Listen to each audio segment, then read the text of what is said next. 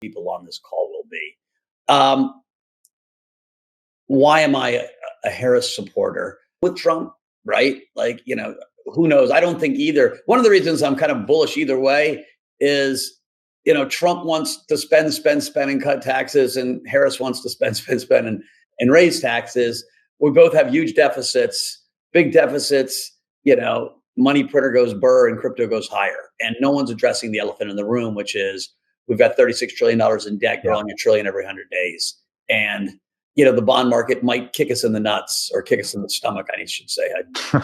My kids have been chiding me for bad language online. At one point, right? And Elon's the only guy on the campaign so far that's been saying, "Hey, we're going to bankrupt our kids. We got to do something about this." Now, it's disingenuous to say I can cut $2 trillion out of the deficit. I mean, just to make. I think Elon could, for what it's worth. But just to make things clear, 57% of the $6.75 trillion budget is Medicare, Social Security, and debt service. So now you're at flashing spending where Social Security, you're now 70 years if you're 20 or less. We're means testing both Medicare and Social Security, and we're looking for efficiency gains. When I first got out, my first job was at the Office of Management and Budget in 1984. You're old, Novo. I'm old as fuck. And there was a thing called the Grace Commission. W.R. Grace, big company. They took the best and brightest from a bunch of Wall Street firms, sent them to D.C. for a year and said, come up with exactly what Elon's talking about. Show us how we can make government more efficient. And they had a big book. And the best computer guy in the office at that point was me. 30 years, that's just still structurally strong. So that's how I think about it. And just so I'm really clear on my macro view, I think the chance of the U.S. getting its act together is really low. I agree with you. I think actually almost the best we can hope for is really gifted people around the table who can run inflation at 4 to 5%, but not have it accelerate 100%. And slowly inflate away this debt. And in that case, Bitcoin should still go higher. 100%. And so, listen, I'm long. I'm not selling. I think on a Trump win, we break 73 and go a lot higher fast. On a Harris win, we probably flush down to high 50s, low 60s, bottom, and then end up going up pretty quick. Well, I was going to save this question to the.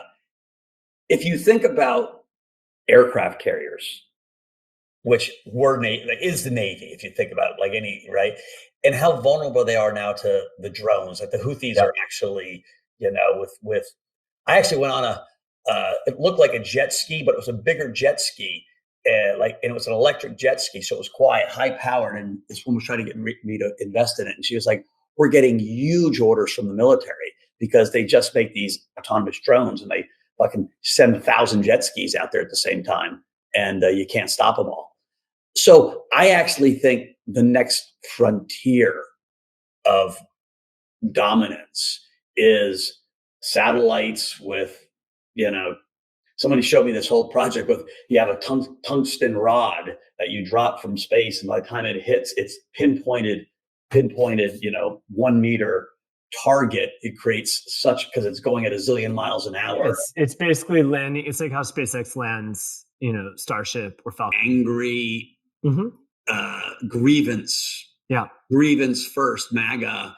And, no respect, just no respect. Right. And so to start your big benefit when the world's going to be looking at you because of that 1939, Madison Square Garden Nazi thing. So the world's looking at you, and to start with the most racist comedian you could find is just tone deaf at best and really sinister at worst. Look, so let me just finish the bigger point and then I'll respond to that point. And just so the punchline of what I was saying is like, you're for breaking the system. I'm for breaking the system and having just like smaller, less sophisticated machines. And honestly, at that point, I want to change the rules. Like I want to add in campaign finance rules to like take the big money out of politics. I want to have 1-day elections in person with paper ballot and ID. But that was the coach, by the way. Who think the election was stolen from Trump. I'm sorry to say, but I used to work in really advanced cybersecurity. I really believe that both of those elections were not secure. And I don't think it's possible to know what actually happened either. I'm going to say the unpopular thing. I don't think this election, it's ever going to be knowable of exactly what the results were and exactly what the influence was. That said, no matter who wins, my goal is that we have to just accept the results. But on the back of it, my goal is that we change the rules to make it so that 2028 is fair. I don't care who wins. I want 2028 to be a simple, like go Taiwan style. We have to accept that these are adversarial elections where there's a lot to gain, for adversaries, and just go to a very simple election. And I'm sorry to say, you're not supposed to say this. You get canceled for saying this. But I think that's the truth. Well, it's interesting. I was with the Secretary of State, the woman in charge of elections, with my Hyundai, and I was like, "Let's start on American Idol, right? You've got to get people to trust. If blockchains are trust machines, you've got to get the masses to trust the trust machine." And in some ways, I think we have almost like I thought about this morning. I hate mail-in voting. Because it just creates uncertainty.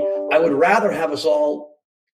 We've already given up a lot of our privacy. You walk to an airport now; they've got your facial recognition. You don't even have to show them your passport.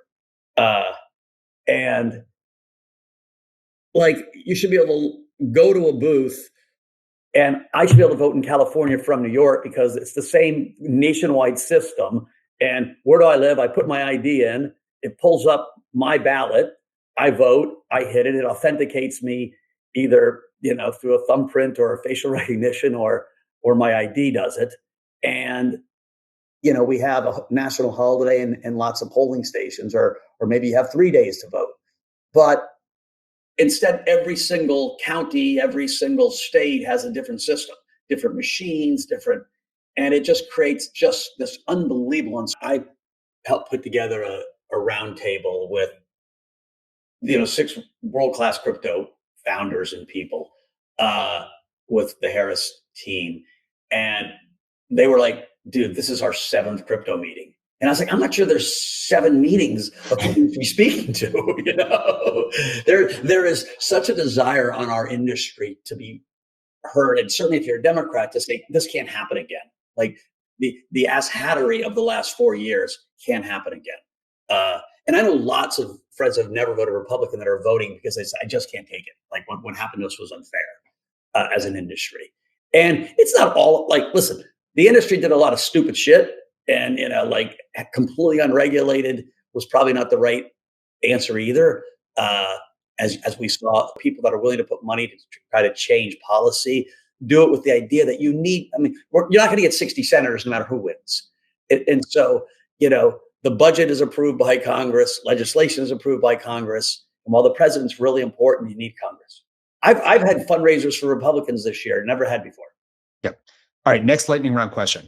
We have to be relatively quick. Do you think that the Trump family's affiliation with World Liberty Financial and the short, tumultuous journey that it's had so far is helpful to Trump's messages around crypto, or do you think it distracts from it? Starting with you, Nova.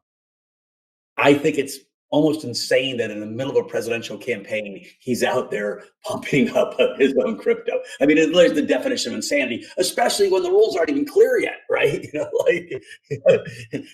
As the wins, one of the reasons that Harris will have lost is because what Trump's got going for him is some of his answers are silly and stupid, but he gives me an answer where, like, this whole idea that Kamala Harris, the Biden-Harris administration, she's been in power for 3 years, hasn't done anything. Her honest answer would have been, "What are you talking about? I was the vice president. I got put in a corner.